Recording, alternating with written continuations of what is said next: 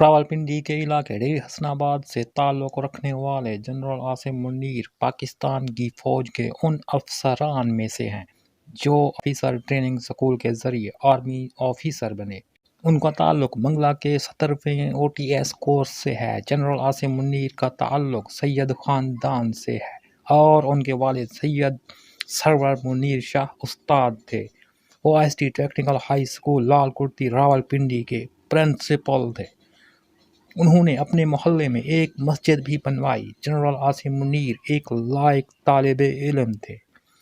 مفتی تقی عثمانی کے مطابق جنرل عاصم منیر نے مدینہ میں بطور لیفٹیننٹ کرنل پوسٹنگ کے دوران 38 سال کی عمر میں قرآن حفظ کیا اور اپنی ذہانت ثابت کر دی۔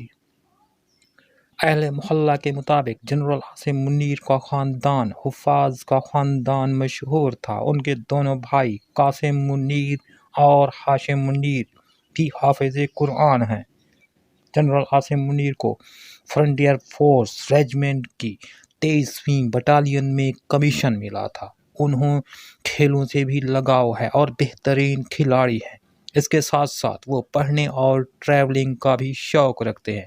پاکستان کی عسکری تاریخ میں جنرل عاصم منیر پہلے آرمی چیف ہیں جنہیں 2 انٹیلیجنس ایجنسیز ISI اور ملٹری انٹیلیجنس کی سربراہی کرنے کا اعزاز حاصل ہے۔